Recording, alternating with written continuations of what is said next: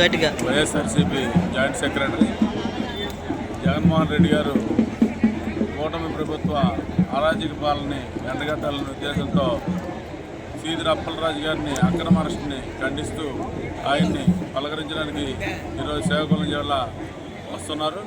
అందుకోసం జగన్మోహన్ రెడ్డిని చూడడానికి ప్రజలు పెద్ద ఎత్తున ఇక్కడ రావడం జరిగింది. సుమారు 20,000 మంది రావడం జరిగింది.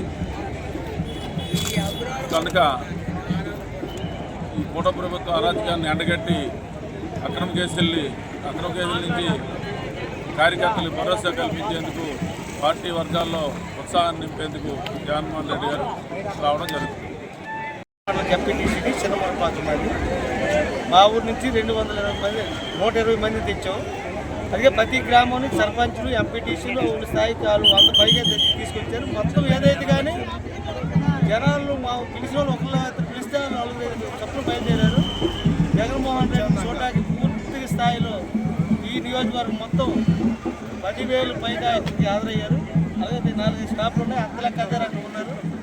పూర్తిగా జగన్ ఎప్పుడు వస్తాడు, ఎంత చూస్తామనుకోండి జనం పూర్తిగా పనులు పాటలు మానుకొని నియోజకవర్గం మొత్తం జగన్ మీద దృష్టి పెట్టుకుని ఉన్నారు. ఇప్పుడు జనాలు చూస్తే మీకే తెలుస్తుంది ఎంత జనాభా అనేది. వచ్చినాలుగా వచ్చిన వాళ్ళే తప్ప ఇంట్లో వేరేగా ఉంటారు. జగన్ అంటే జనం పిచ్చి కాబట్టి ఈ విధంగా మొత్తం ఈ వాయిస్ నుంచి రణస్థానం వరకు జనాభా ఉన్నారు. 8,000 మంది ఉంటారంటే మీకు